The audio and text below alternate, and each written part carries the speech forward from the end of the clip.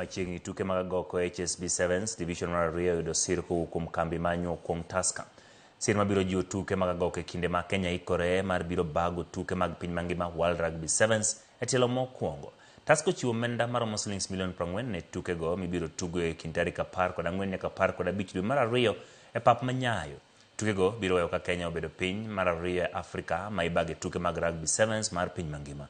Christine Kariuki mawuok e kambino mochung' ne chenro mag sir wacho ni sirno geto keto Kenya e kind pinje ma bago tuke rang'iny mamalo kendo yawo yore ne tuke moko kod piem mamoko.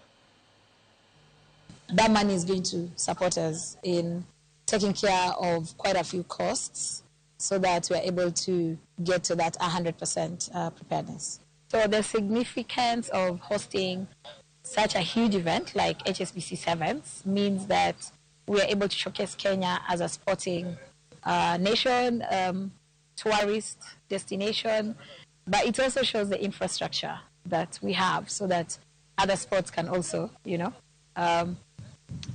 consider Kenya.